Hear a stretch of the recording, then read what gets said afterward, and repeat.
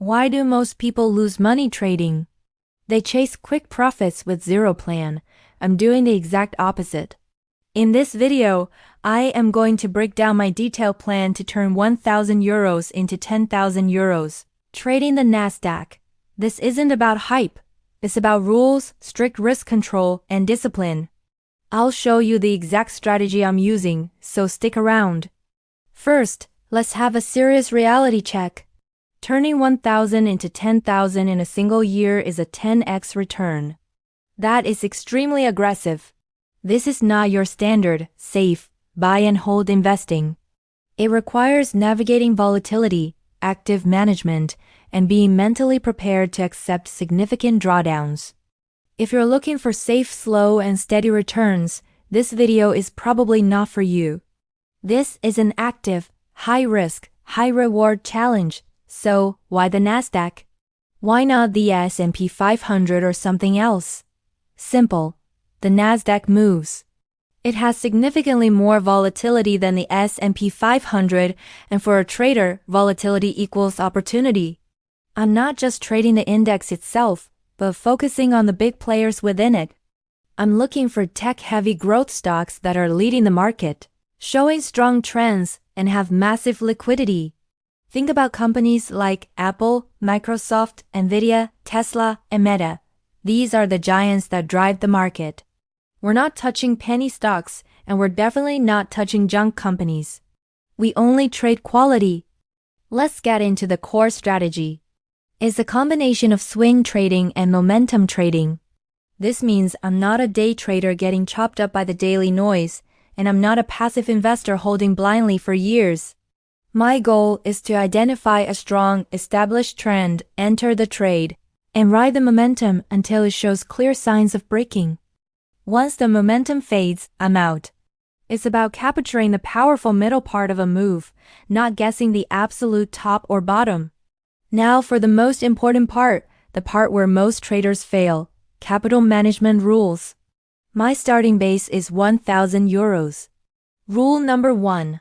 I will never allocate more than 10 to 15% of my total capital to a single position. That means 100 to 150 euros per trade at the start. Rule number 2. Never go all in on one idea. That's a recipe for disaster. Rule 3 is crucial. Cash is a position. Sometimes the best trade is no trade at all. And finally, my maximum risk per trade is capped at 2 to 3% of my total account. This ensures that one bad trade, or even a string of bad trades, cannot wipe me out. Survival is the name of the game. So, how do I decide when to enter a trade?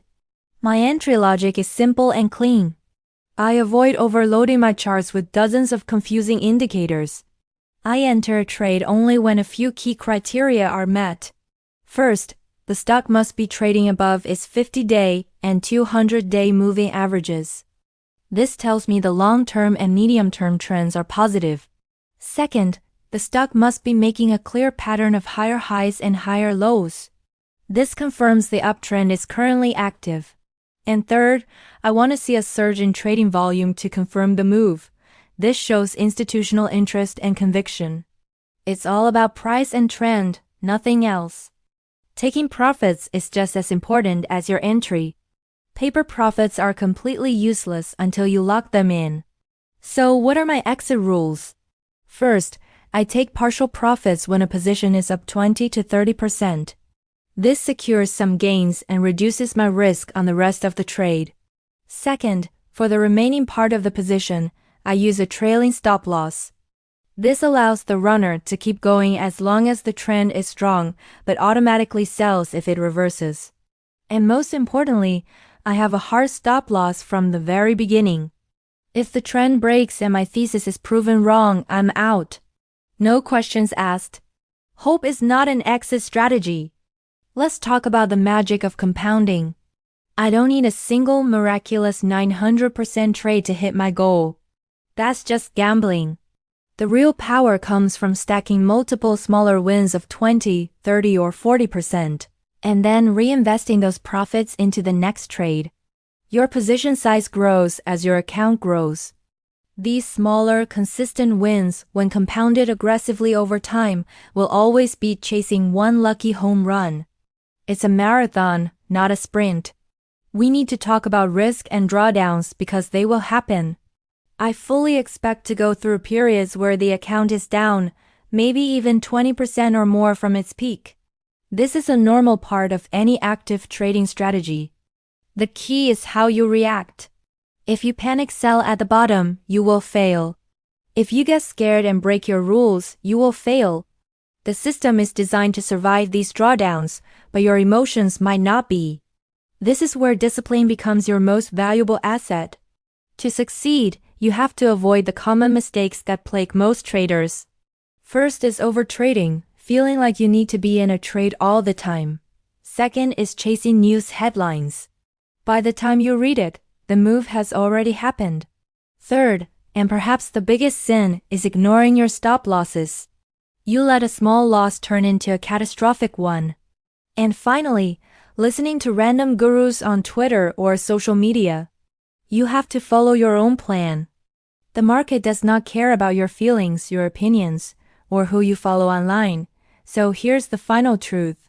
This strategy, or any strategy for that matter, requires 3 things above all else: unwavering discipline to follow your rules, the time to monitor your positions and find new opportunities, and the emotional control to handle both wins and losses without deviating from the plan. No strategy in the world will work if you, the trader, don't execute it properly, day in and day out. If you want more real-world strategies and less of the get-rich-quick hype, then do yourself a favor and watch another video on this channel right now. The next one is designed to push your understanding even further. Thanks for watching. Disclaimer: this content is for educational purposes only and is not financial advice. Trading involves significant risk.